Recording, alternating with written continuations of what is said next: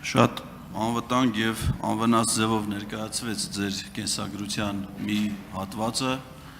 հետո մենք պարոն Մանուկյանի շնորհիվ ունեցանք նաեւ դրա ավելի թարմացված տարբերակը եւ այդ կենսագրության մեջ կար, որ դուք մի քանի անգամ մի քանի գումարումների ազգային ժողովի падգամավոր եք ընտրվել, այդ թվում 2018 թվականին եւ նաեւ հիմա 2026 թվականին։ Ես օրինակ չեմ հարցնում, թե դուք ինչ զգացողություններ եք ունեցել 2018 թվականին ընտրություններից հետո, որովհետև վստահ եմ եղել, որ համոզված եք եղել, որ մարդիկ գնացել են, քվեարկել են ելք դաշինքի օգտին, որովհետև այն ժամանակվա հասարակական տրամադրությունները ոնց որ հուշում էին, որ կարար նման բան լիներ այդ պահին։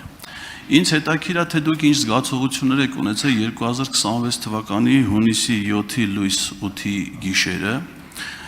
երբ որ գիշերը ժամը 2-ին падգամավորի տեխնացու Նիկոլ Փաշինյանը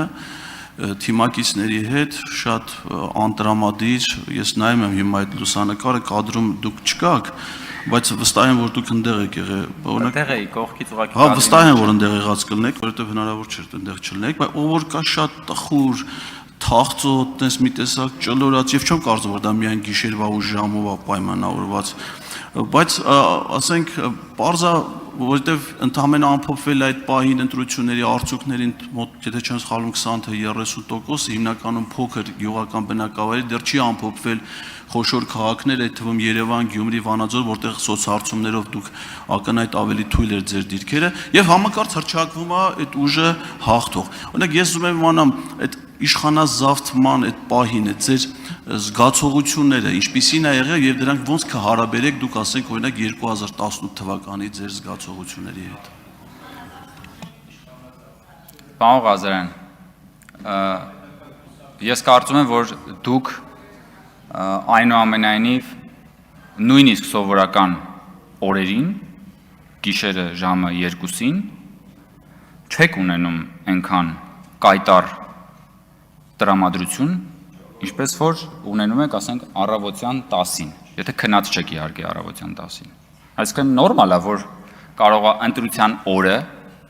որ բոլորն էլ բավական ինտենսիվ աշխատել են, ինչ որ process-ի մեջ են եղել, հարված են եղել եւ այլը, եւ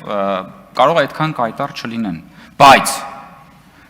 ինչպես որ բոլոր դեպքերում, այնպես էլ էստեղ կա իրականություն եւ կա ստոպ կադր։ Հիմա պարոն Ղազարյան, դուք այս պահին ճլորած չեք։ Դուք ասում եք ճլորած բան, դուք ճլորած չեք ակնհայտորեն։ Եվ նաեւ ունեք նորմալ տրամադրություն, երբեմն կարող է նաեւ ժպտում եք։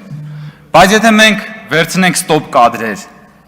ձեր այսօրվա ամբողջ ներկայությունից կամ ոչ միայն ձեր, իմ եւ մյուսների, հաստատ կլինի, ասենք, ճլորած դեմքի արտահայտություն։ Դուք աստիկ ճլորած, դրա համար եմ ես ճլորած ասում։ Ասենք դուք վերցրել էին բան, ստոպ կադրեր մարդկանց, ովքեր որ այդ պահին, ասենք, դե կանգնած խոսում են, ինչ որ իդեպ, հետո մեր գործընկերները հրապարակեցին ուրախ կադրերը։ Այդ նույն տեսանյութի մեջ կային նաև ուրախ կադրեր։ Հասկանում եք, պարոն Ղազարյան, դա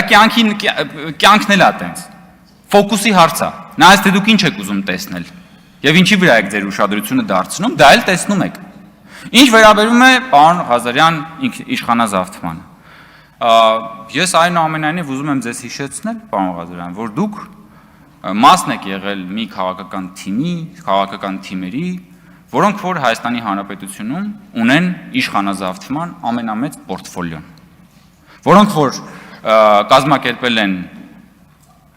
որոնց օրոք որ կազմակերպվել է հոկտեմբերի 27-ի ահաբեկչությունն ու տերորը, որոնց օրոք որ Երևանի փողոցներում գնդակահարվել են Հայաստանի Հանրապետության քաղաքացիներ, հետաքրքիր է իմանալ, պարոն Ղազարյան,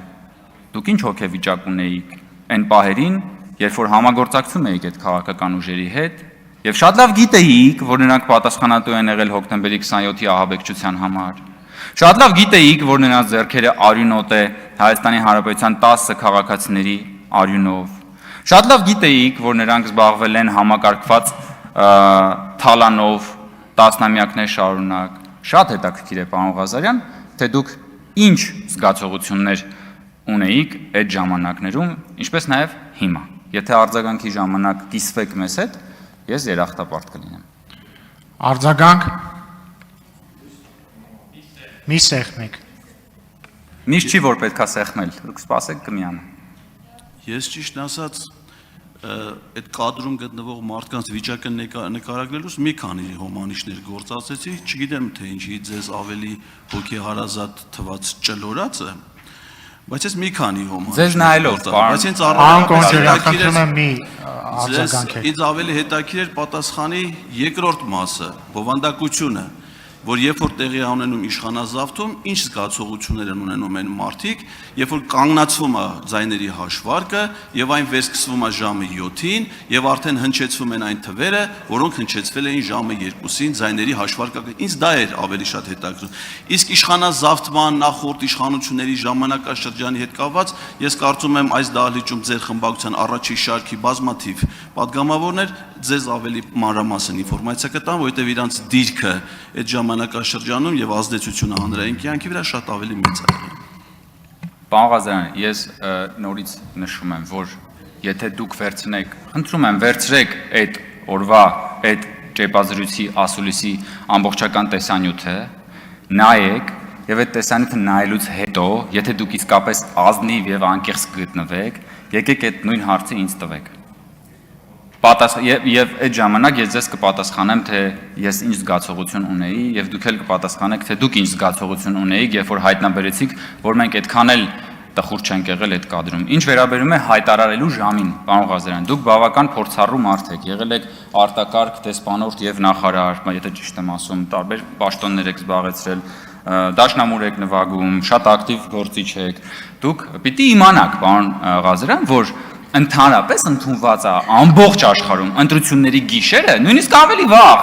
հաշվի առնելով էքզիտ փոլերը, հաշվի առնելով արդեն եղած բավականաչափ շեմը ձայների հաշվարկի տոկոսային հարաբերությունը, բազմաթիվ ժողովրդավարական երկրներում արդեն քաղաքական ուժերը իրենց գրասենյակներում հայտարարում են ընտրության ընդհանուր պատկերը։ Դա նորություն չի։